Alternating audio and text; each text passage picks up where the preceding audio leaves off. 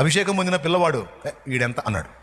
అభిషేకం ఎఫెక్ట్, పరిశుద్ధాత్మ ప్రభావం ఒకరి మీద ఉంటే అంత పెద్దోడు కూడా, అంత పెద్ద సమస్య కూడా ఎంత అది అంటాడు.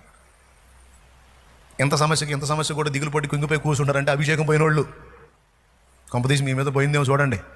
ఎందుకంటే చీటికి మాటికి చిన్నదానికి పెద్దానికి ఏందో ఎట్టయిపోతున్నాం, కృంగిపోతున్నాం అంటే పైన తైలం అయిపోయింది. అభిషేక ప్రభావం ఉంటే ఆరుమూరలో అంత పెద్ద సమస్య కూడా ఇదెంత అంటాం. పరిశుద్ధాత్మ శక్తి ఇచ్చే ధైర్యము, తెగువ, ఆ బలం అలాంటిది.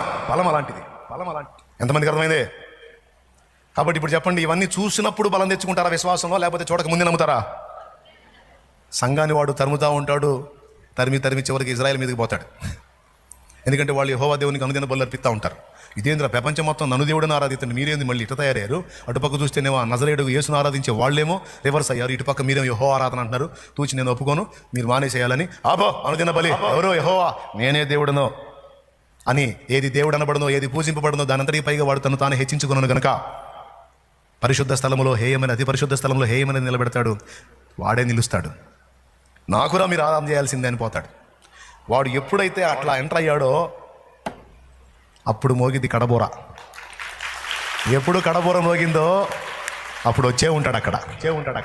ఎప్పుడు కడబోర మోగిందో అప్పుడు భూమి మీద ఉన్న పరిశుద్ధులందరూ ఎత్తబడతారు. ఎవరు ఎత్తబడతారు? క్రీస్తు రక్తములో కడగబడి ప్రభువునందు విశ్వాసం ఉంచి ఆ గడియ వరకు తమ విశ్వాసాన్ని కాచుకున్న భక్తులు, ప్రభువుని వెంబడించుటలో అంతం వరకు నమ్మకంగా ఉన్న బిడ్డలు, టపా సమాధులు తెరవబడతాయి. సమాధుల్లో ఉన్న వాళ్ళు లెగుస్తారు. తర్వాత సజీవులమై ఒకవేళ మనం ఉంటే మనం కూడా అలాగా మార్పు నొంది మహిమ శరీరం ధరించుకొని మేఘముల మీద ప్రభువుని ఎదుర్కొనుటకు.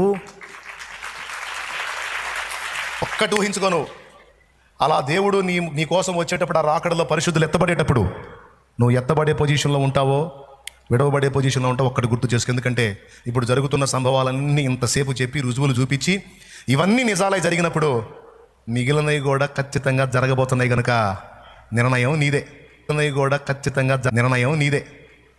నమ్మి జాగ్రత్త పడతావా, లేకపోతే వెచ్చలవిడిగానే బతికి అడ్డదిడ్డంగా జీవించి అక్రమ మార్గాల్లో నడిచి అవిశ్వాసిలాగా శాపగ్రస్తమైన క్రియల్లోకి వెళ్ళి రాకడలో విడవబడతావా?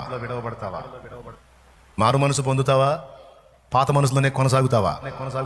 పాప క్షమాపణ నిమిత్తం బాప్తిస్మం పొంది పరిశుద్ధపరచబడతావా? అయినప్పుడు చూద్దాంలే అంటావా? నిర్ణయం నీదే. చూసినప్పుడు నమ్ముతావా? చూడకయ్యే విశ్వసించి ధన్యుడి అవుతావా? తోమా, నీవు చూసి నమ్మితివి, చూడక నమ్మిన వారు ధన్యులు అన్న లిస్టులోకి వస్తావా?